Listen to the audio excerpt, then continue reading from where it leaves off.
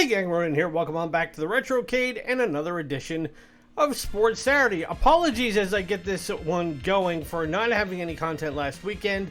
I ended up going out of town on a last minute thing to help some friend of mine move their kids out of college back home. So I was out of pocket for the better part of about 3 to 4 days. And rather than give you guys limp-wristed, half-assed content, I would rather take the week off, recharge the batteries, and come back strong. And for this week, in honor of the Women's World Cup that is going on right now, we are going to play Goal, or at least as far as referred to on the Super Nintendo, Super Goal from 1992 from Jaleco. Now, what we're going to do over the course of the next half hour is we're going to play a straight exhibition game. You can play between exhibition and Super Cup.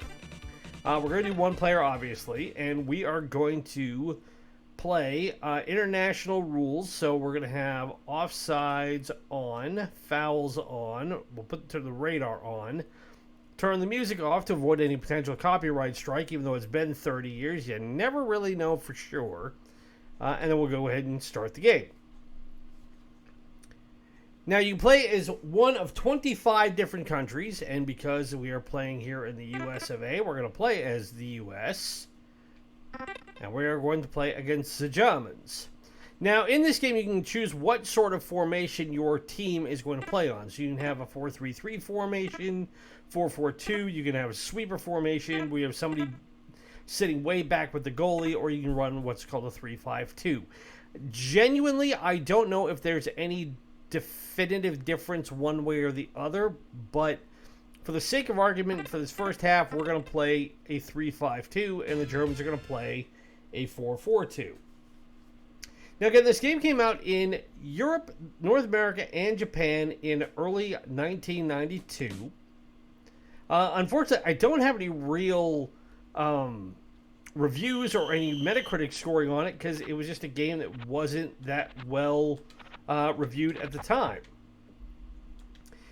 But as you can see, it's a pretty basic game in terms of its presentation, not unlike a lot of Jaleco games from the era, although really when you compare this to like Bases Loaded and Racket Attack and other games that I have profiled here on Sports Saturday, there is a bit less to this game, at least what I've seen early on. It does not help also that the sprites are virtually identical, with everybody blonde-haired, and you can't see their eyes, but I would assume blonde hair, you get blue eyes with it.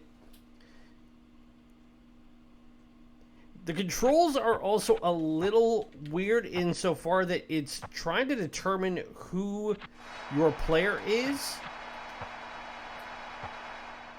Can be really discerning because there's no set button to determine who is who. So when you're on defense, as I will kick this one away, circle is, or in this case, B is your slide tackle. It's also your heavy kick button, whereas A is more of your light kick pass button. And I think we just kicked that one wide. We did.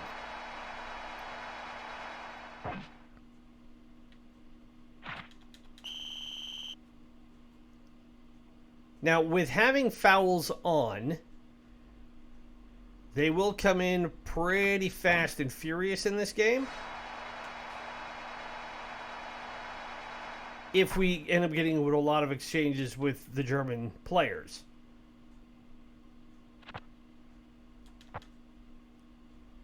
Now, there's also no speed up button, so you can't necessarily run faster than your opponents.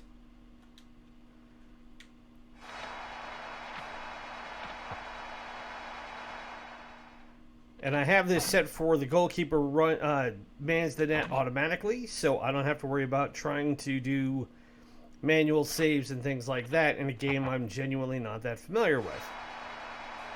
Now, this is actually the sequel to the original Jaleco version called, again, Goal, that came out in 1988 for the NES. And it was part of the 3-game package of sports titles that Jaleco put out at the time. Again, the other two being Bases Loaded and Racket Attack. Of the 3, I would say the Goal is likely the least popular of the bunch. Mainly because the gameplay is as difficult as it is. One of the things that I have always liked about Jaleco games is that when you're playing like Bases Loaded or Racket Attack, even though those are very much niche games, again, being able to play them is not that hard. The controls are pretty straightforward and they're fairly intuitive. So, for example, in Bases Loaded, one of the things I like about it the most is that if you want to be able to throw a certain type of pitch, once you understand how the mechanics work, it's not that hard to consistently do so.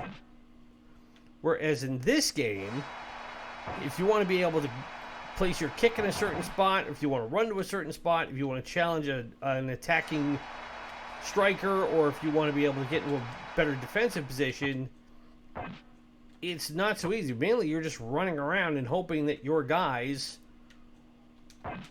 will be in the right place at the right time.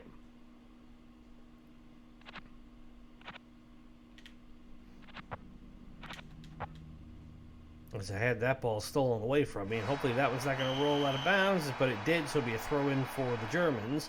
Now, we're playing by 5-minute quarter, or 5-minute halves, I should say, because we only go by halves in English football.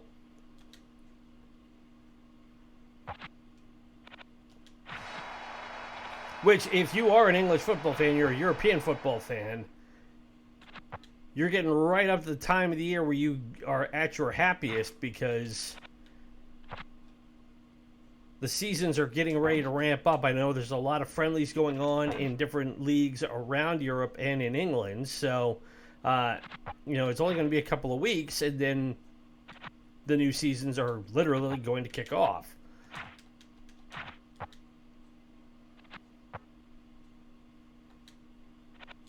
Whereas here in the States, our primary focus is still on the Women's World Cup and to see how the U.S. team is doing. And obviously, at the moment, they're not dominating like they used to in previous Women's World Cups, which you can look at a couple of different ways.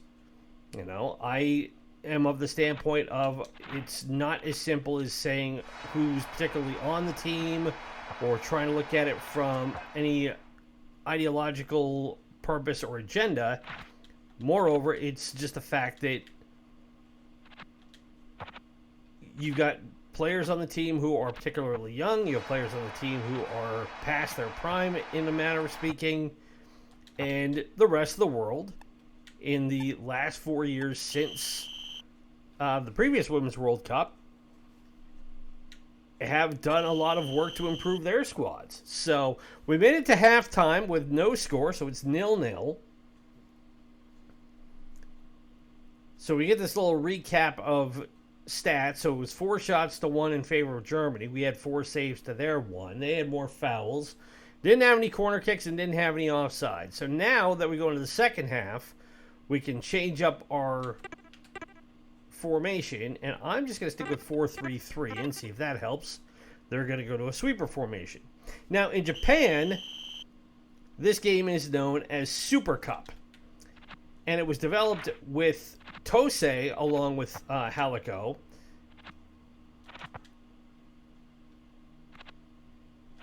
Can we get this kick off? Oh, I kicked it the wrong way. I want to get the rebound and send it back towards the net. And instead, I sent it back upfield, which is not what I wanted.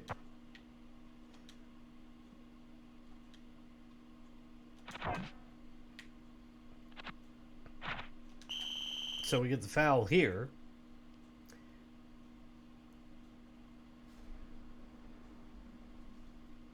Now, 2 years later, whoops, I kick it right out. Again, not being able to directly aim your shot, we just totally shot ourselves in the foot as we kick it back out of bounds.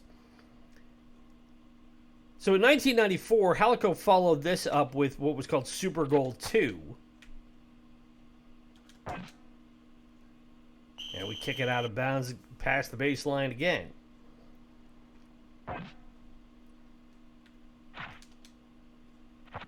But after 94, Jaleco did not release any more soccer games on any other system, at least not that I could find. And because this isn't a licensed game, they didn't have to think about it from the perspective of having the license run out.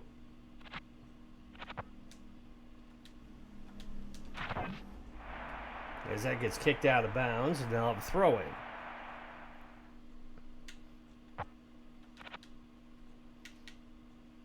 And really all the original goal was for the NES was a localization of what was actually a previously running installment in Japan of Pro Soccer called Moero Pro Soccer, M-O-E-R-O double exclamation point Pro Soccer.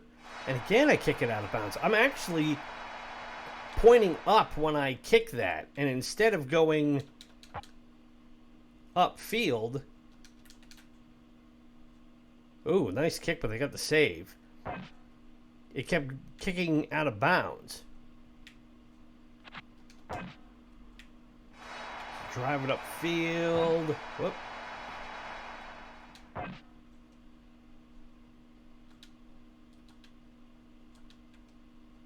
Try the bicycle kick. That didn't work. To get the bicycle kick, you have to press A as the ball is coming in and hoping you can divert, although I was way too far out to even try to attempt it. And that ball is going to go out, and that will result in our first corner kick of the match.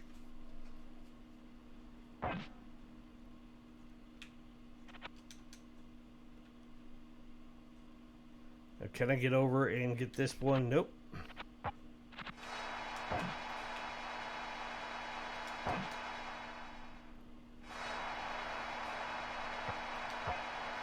In a lot of ways, it does not surprise me that I'm better playing as a defensive mid in this game than I am as a midfielder or a striker. Only because when I was a kid and the 1 year I played youth soccer, I was a defenseman. Because I could kick the ball a country mile, I just couldn't kick it with any real sense of accuracy enough. Oh, but we put it in for a goal! How about that?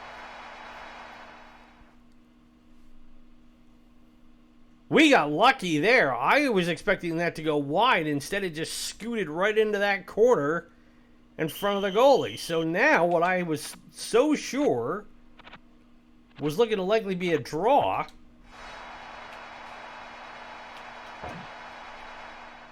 could very well, potentially, if we can get through the next 2 minutes and change, end up being a 1-0 win.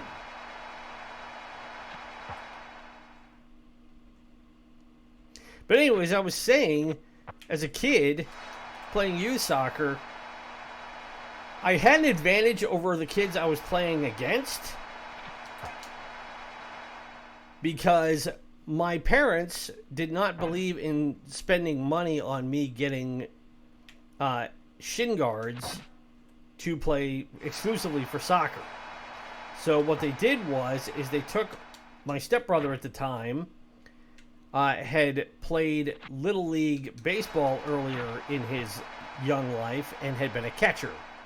And what they did is that they took the knee guards and the foot covers off of his catcher's shin guards and gave me those. So I essentially had armor plating on my legs covering my shins, whereas nobody else on my team or on any opposing team was that well protected. To test it out, my brother actually cracked me in the shins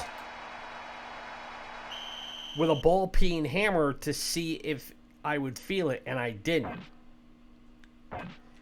I would suspect if I tried to do that now, I would not be allowed to play, because it would have been considered an unfair advantage. But back in the mid-'80s, my parents' decision to just be cheap actually gave me a bit of a leg up, so to speak.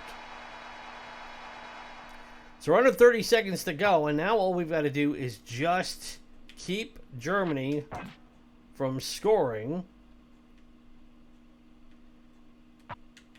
And I don't know if we have to worry about injury time in this game or not. We got the header. Tried the redirect on that one.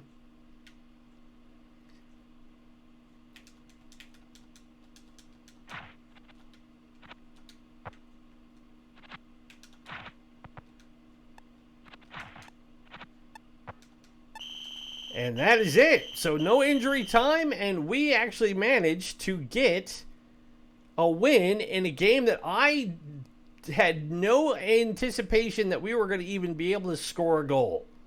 Because the controls were so wonky in this game that it was just one of, is it something that's going to work? So overall, we actually managed to get 8 shots to Germany's 6. We had 1 fewer save. They had 1 corner kick, no offsides. They had 4 fouls to our none. And that, in a nutshell, everybody, is Super Goal from 1992 for the Super Nintendo. Now, is this a good game?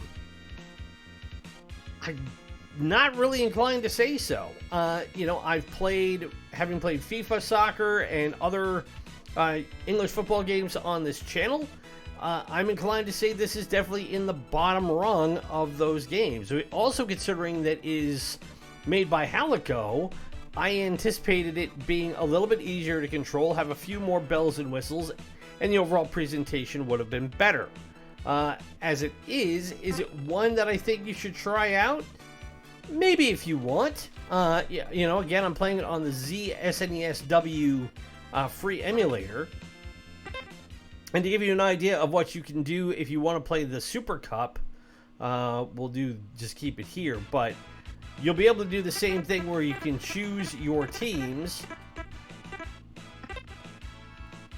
but then you get this bracket where you'll be able to play everybody as they go, and then best overall record will have you move on in the pools and things like that. So it's very much like World Cup rules, but again, because this is not an officially licensed game, you won't have a whole lot more to deal with other than just which country you want to play for. So, but we're not going to play this out. I just wanted to show you what all was here. So, again, to me, I'm happy about the fact that we get the win in this one, because now that moves me up to, I believe, 22 wins in this series. But, as far as football games go, I definitely believe that I can find a better one. But for one that I've never played before, I think it's good to try it out. And again, that's part of my methodology here in doing Sports Saturday, is not every game I'm going to play in this series is going to be great. Some of these games are going to be fairly mediocre. Some of them are going to be, if I'm honest, downright awful.